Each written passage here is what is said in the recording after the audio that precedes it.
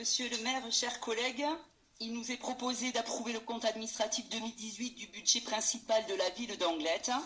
Ce compte administratif retrace donc votre comptabilité, monsieur le maire, vos réalisations effectives en dépenses et en recettes de l'année. Alors pour ma part, je ne reviendrai pas sur mes observations à l'occasion du vote du budget, des orientations budgétaires et n'abreuverai pas le Conseil ni nos concitoyens qui nous écoutent de chiffres et de sigles. Mais je souhaite toutefois revenir sur la gestion financière précédente à laquelle j'ai participé. Je souhaite en effet rappeler ici aux Anglois que vous étiez sur les bancs, lorsque vous étiez sur les bancs de l'opposition ainsi qu'à l'occasion des élections de 2014, vous n'avez cessé de colporter des mensonges sur la gestion de la ville sous la mandature Espilondo, de critiques non fondées sur le budget, les impôts, les dépenses de personnel, semant ici ou là le doute. Que n'avons-nous entendu sur la dette abyssale de la ville ? Que n'avons-nous entendu sur la salle culturelle, son objet, son gouffre financier? Que n'avons-nous entendu sur notre politique urbanistique?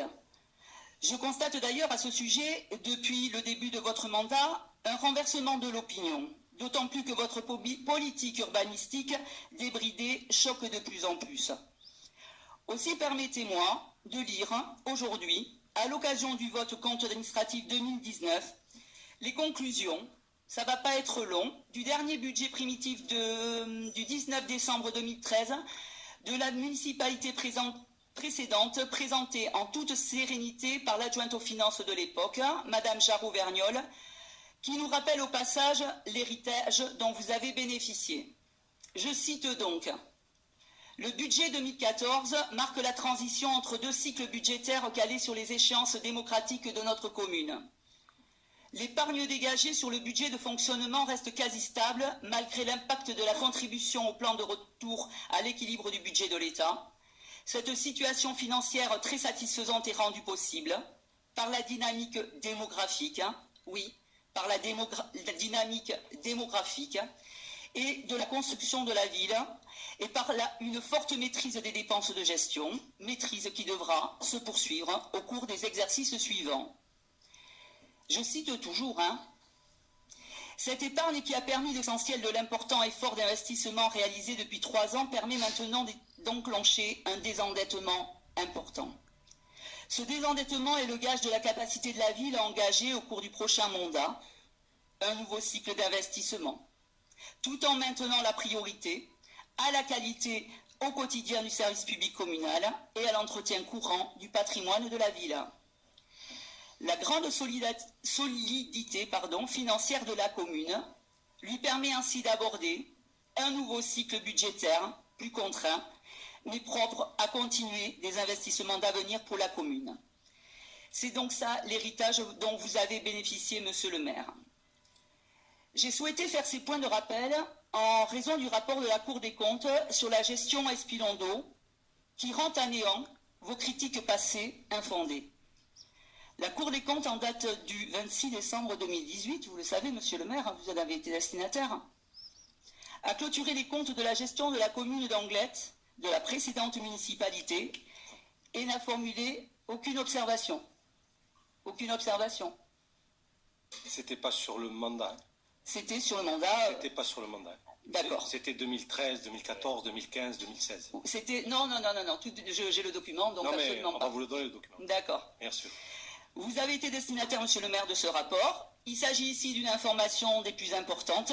Quitus financier donné à une municipalité de 40 000 habitants, engagée dans un programme d'investissement excessivement ambitieux dans tous les domaines, social, culturel, sportif et urbanistique. Ce rapport conforte la gestion financière saine de l'équipe précédente. Ce rapport est une réparation politique et morale à tous vos propos mensongers. Je m'abstiendrai pour ma part sur ce vote. Je vous remercie. Je vais laisser la parole. Vas-y, Madame Pereira. Postanel. Là, j'ai l'impression, monsieur le maire, que vous êtes en train de justifier un petit peu le petit bruit que l'on entend actuellement dans la cité, parce que bon, d'abord, le courrier de la Cour des comptes est clair. Il parle de la gestion et le contrôle et la gestion de la municipalité à partir de 2011 et années suivantes, et n'amène aucune observation. Bon, voilà.